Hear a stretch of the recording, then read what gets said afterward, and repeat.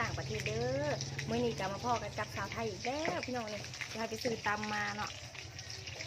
สักเครื่องสักคล้องแล้วก็อาบน้ำอาบในแล้วก็คิดพ่อคิดอยากเข่าพี่น้องแต่ว่าบู๊สิกินหยังเนาะอยากกินแนวแซ่บแซ่บแต่ว่าโบอยากกินแบบว่าสดน้ำห้อนเนาะนี่สาวไทยก็เลยกินต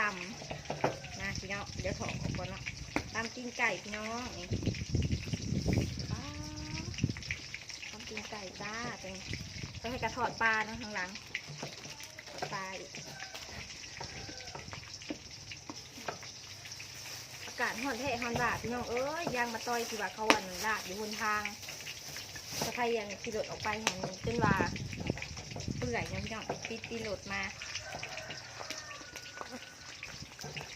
ห่านใส่กระเทียมน้ำซุปพร้อมพี่น้องห่านได้ที่ว่าเทียมน้ำซุปมานี่จะให้หมักแห้งเด้อสุดยอดเลยจะเป็นลูกค้าประจำเลยพี่น้องเด็กมีก้อนเลือดพร้อมโห้ยพักมาพร้อมแล้วก็โห้ยอันบวชเจียวมาพร้อมพี่น้องหอมเลยเจียวผักบวชเจียวสะไทยหมักเนาะนี่จะแนวหมักสะไทยค่ะมีอั่วพอกปี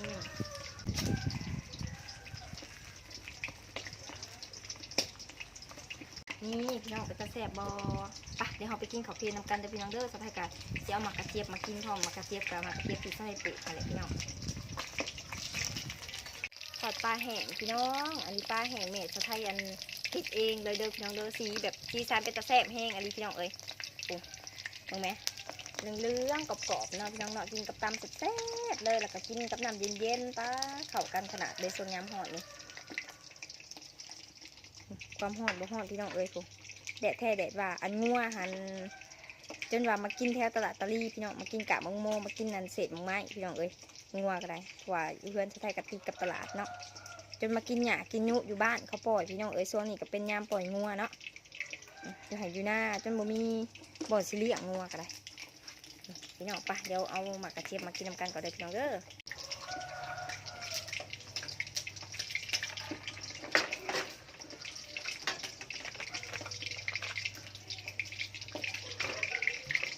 กินน้ำแดงใส่นี่ไงสะไทยกับคอนี่ญาติมัดผมเลยพี่น้องเด้อนี่เดี๋ยวทอดปลาสะไทยพี่น้องทอดอยู่นอกเลยแล้วสิเห็ดเรื่องคั่วหายไปได้ฮอนแท้ฮอนว่าเห็ดก็ได้พี่น้องฮอนอากาศตั้งบริปานีไผ่เนาะปลาตอนนี้ตึกเอาอยู่นองรวมพี่น้องตึกเอาอยู่นองรวมเนาะว้าวตะแสบแหงมาเด้อพี่น้องกินข้าวเพลนนำกันอุ้ย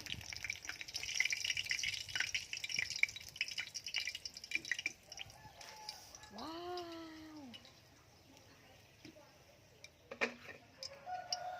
ตะแสบแท้ตะแสบว่ามีอั่วพร้อมนี่เลยปลาทอดพร้อมโอ้ติแต่บ่อันติแต่บ่เอาโป่งลงพี่น้องของกินนะแมงวันลายแท้ลายบ่า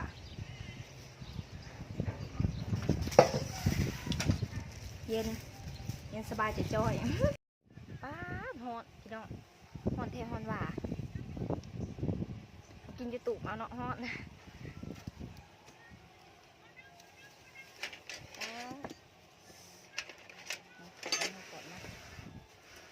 มาเด้อพี่น้องที่เขาทำกัน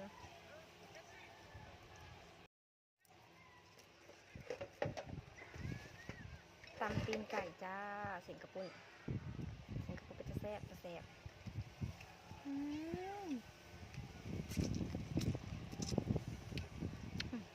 เนาะใส่มาซาลีพ่อ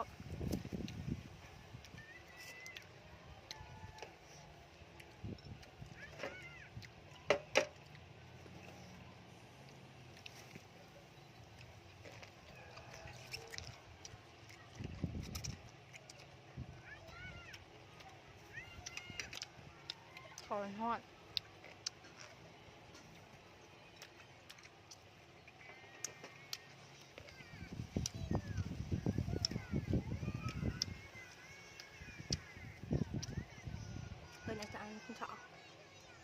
น้องมาเด้อกินข้าวน้ำสาวไทยเนาะกินข้าวตุเพนพี่น้อง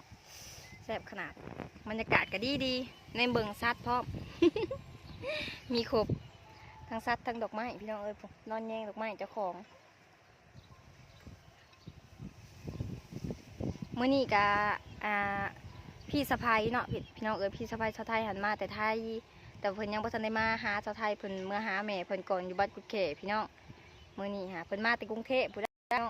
อันผู้ใดที่ว่าอยากฮู้ว่าหน้าตาเราเป็นอะไรนะเพิ่นเนาะตามกันตอนต่อไปเด้อพี่น้องเด้อเพราะว่าบางเทื่อแล้วก็แต่อยู่พี่สิถามไทยเพิ่นเนาะไปเฮ็ดเวียกอยู่กรุงเทพไปแบบใดก็สิไปเวียกอยู่ลาวหั่นแหละพี่น้องแล้วได้กับผู้ใดที่อยู่ประเทศไทยก็ต้อนรับเด้อไทยสิไปเฮ็ดหาเงินบาทกับพี่น้องอยู่ค่าของชีพมันสูงพี่น้องเอ้ยเงินเดือนมันบ่หลายเนาะถ้าไทยตัดสินใจว่าสิไปไทยบางเทื่อก็ได้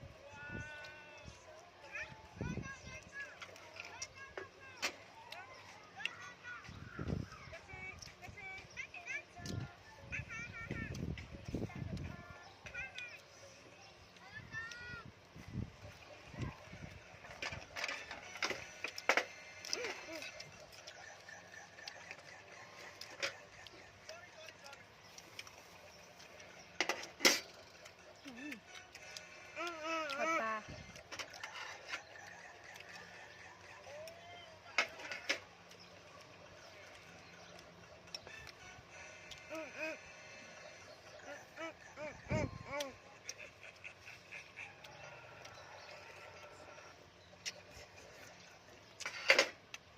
เฮ็ด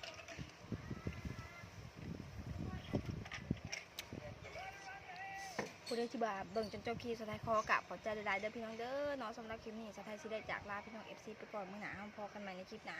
แล้วพี่น้องเนาะอย่าลืมกดติดตามกดไลค์กดแชร์แล้วก็คอมเมนต์เป็นกำลังใจให้สะไทยเด้อพี่น้องเด้อเนาะบ๊ายบาย